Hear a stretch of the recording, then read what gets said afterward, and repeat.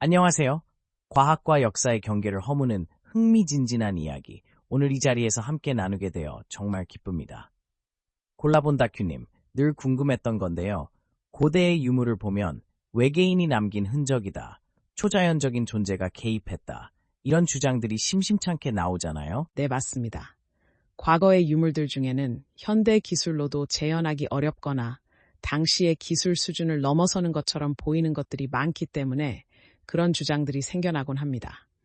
예를 들어 3000년 전이나 2000년 전에 돌에 새겨진 외계인이나 비행기, 헬리콥터, 우주선 같은 형상들이 그런 주장의 단골 소재이죠. 알타이 지역의 3500년 된 무덤 벽화에서 우주복을 입은 파충류 형태의 존재가 발견되었다는 이야기도 있었고요. 남미의 미스터리 서클 같은 나스카 라인도 땅에서는 그 크기를 가늠할 수 없고 정확하게 그릴 수 없어서 하늘에서만 관측과 측정이 가능하다는 이유로 외계인 설이 제기되기도 했습니다. 정말 신기하네요. 골라본 다큐님, 이런 미스터리한 현상들에 대해 고고학적으로는 어떻게 설명하시나요? 대부분의 경우 이것들은 눈의 착각이나 인식의 프레임 때문에 발생하는 오해라고 설명할 수 있습니다. 이집트 아비도스의 세티 1세 신전에 새겨진 헬리콥터나 우주선처럼 보이는 글자들도 사실은 글자를 썼다가 지우고 다시 새기는 과정에서 석회가 떨어져 나가 두 문장이 우연히 겹쳐 보이게 된 현상입니다. 우리가 고대 유물을 볼 때 현재 가지고 있는 인지체계를 가지고 바라보면 안 되죠. 외계인의 존재를 먼저 생각하면 비슷한 형상만 봐도 외계인이라고 인식하게 되는 경향이 있습니다. 고대 문명에서는 여러 생물을 조합한 복합적인 모양의 신이나 제사장을 형상화한 경우가 많았는데 이것이 현대에 와서 외계인으로 해석되기도 합니다. 알타이 무덤 벽화의 파충류도 뱀의 탈을 쓴 샤먼을 묘사한 것일 가능성이 크죠. 이집트 유물 같은 경우 대부분의 장면에 대해 옆의 문장으로 상세한 설명이 쓰여 있어 글자를 읽을 줄 아는 사람에게는 오해의 여지가 적습니다. 나스카 라인 같은 경우도 고대 사람들은 거대한 구조물을 만들어 넓게 펴는 것을 선호할 수 있었으며 실험 고고학자들에 의하면 현대 기술 없이도 충분히 만들 수 있는 수준의 것들입니다. 그렇군요. 역시 과학적인 접근으로 보면 미스터리가 풀리는 경우가 많네요. 그렇다면 골라본 다큐님, 고고학은 어떤 학문이며 역사학과는 어떤 차이가 있나요? 고고학은 역사학의 큰 물줄기 중에서도 가장 과학과 가까이 붙어 있는 학문이라고 할 수 있습니다. 역사학이 문자 기록을 바탕으로 이야기를 진행한다면 고고학은 물건을 가지고 사람의 이야기를 하는 학문입니다. 물건을 탐구하기 위해서는 당연히 자연과학적인, 응용과학적인 접근이 필요하죠. 과학자들과의 협업이 필수적이고 그래서 어떤 면에서는 과학의 탈을 쓴 역사라고도 말합니다. 독창적인 방법론이 있다기보다는 쓸 수 있는 모든 방법론을 가져다 사용하기 때문에 근본이 없는 학문이라고 이야기되기도 합니다. 저는 고고학을 경찰 수사관들이 범죄 현장을 수사하는 것과 매우 비슷하다고 생각합니다.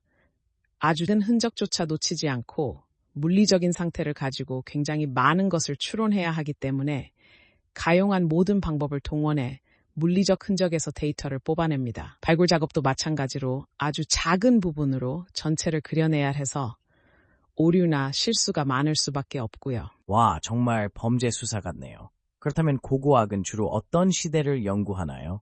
기본적으로 고고학은 인간의 행위로 남겨진 물리적인 흔적이 주요한 데이터가 되며 인류 종이 등장하는 시점부터를 기준으로 잡습니다. 그래서 수백만 년 전까지 거슬러 올라가기도 합니다. 오스트랄로피테쿠스가 사용한 도구 같은 것들도 고고학의 대상이 되죠. 조선시대의 아궁이나 6.25 전쟁의 유물은 물론이고 심지어 지금 우리가 사용하고 있는 물건들 역시 고고학의 연구 대상이 될 수 있습니다. 다만 현대에 가까워질수록 인류학이나 사회학과의 경계가 모호해지기 때문에 암묵적으로 한 세대 정도의 선을 그어놓기도 합니다. 생각보다 훨씬 광범위하네요. 그럼 고고학에서 가장 핫한 시기나 연구 대상은 무엇인가요? 전 세계 공통적으로는 자기 민족이나 국가가 언제 형성되었나 하는 문제가 가장 핫하고 관심이 많습니다. 고인돌 유적지 같은 것도 그렇고요. 그런데 고고학은 과학과는 다르게 실험할 때 조건을 조종할 수 없다는 한계가 있습니다.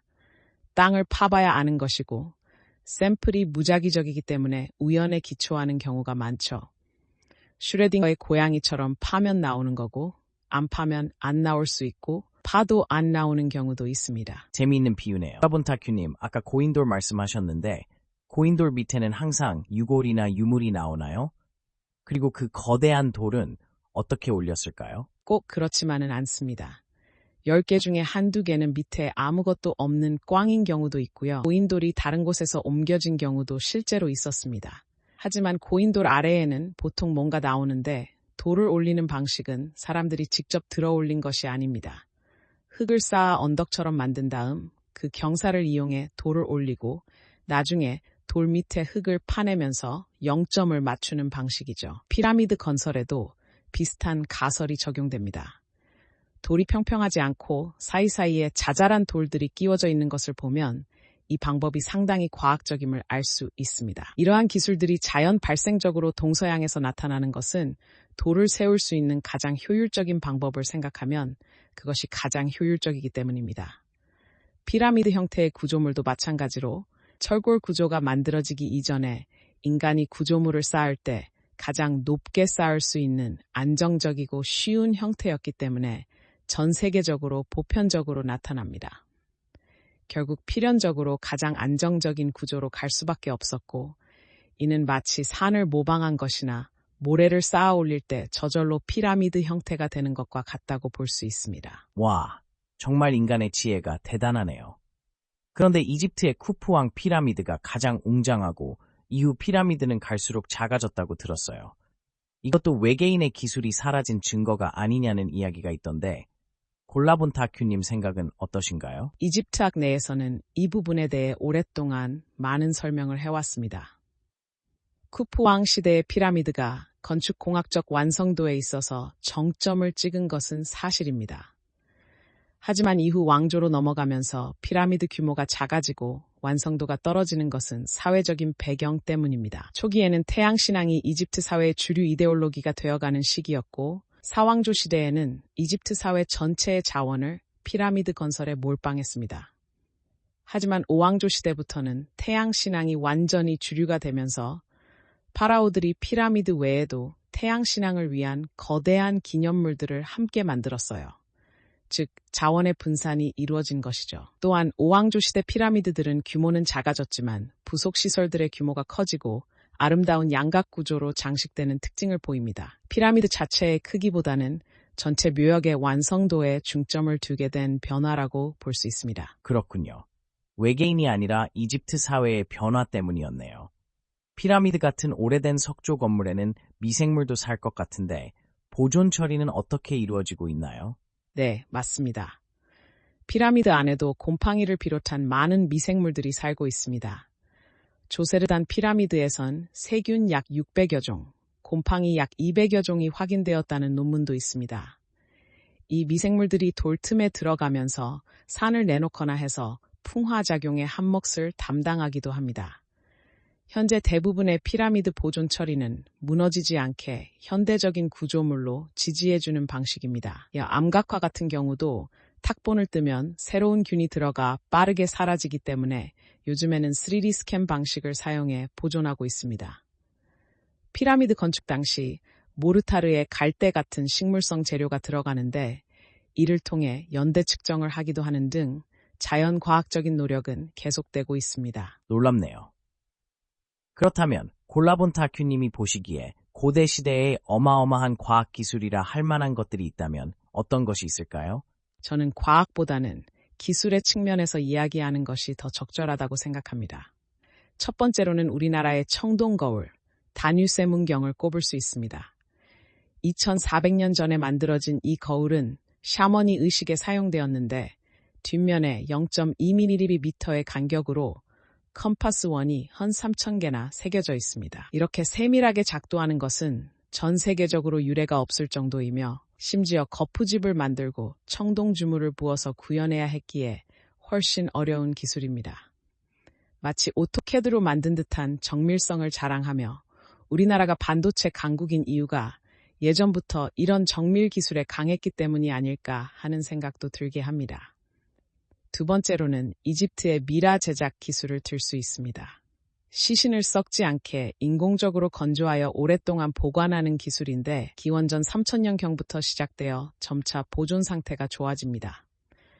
특히 신왕국 시대 파라오들의 미라는 투탕카멘이나 람세스 2세의 얼굴, 심지어 머리카락까지 남아있을 정도로 보존 상태가 좋습니다.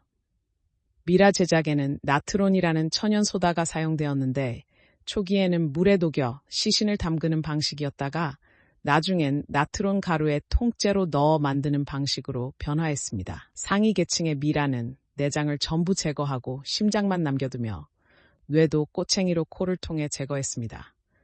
이후 두개골 함몰 위험을 방지하기 위해 수지를 주입하고 내장도 따로 건조하여 충전재를 채운 후 마포로 감았습니다. 즉, 미라의 모습은 시간이 지나면서 마르고 수축된 것이 아니라 원래부터 그 모양으로 만들어 보존시킨 것입니다. 이러한 기술은 고급 기술이었고 특수한 과정을 통해 계속 전승되었을 것으로 추정됩니다. 정말 놀랍네요. 우리나라에도 미라가 발견된 적이 있나요? 이집트 미라와는 다른 점이 있을까요? 네, 있습니다. 이집트만큼 잘 알려져 있지 않지만 조선시대 미라는 질적으로 훨씬 우수하다고 평가받기도 합니다.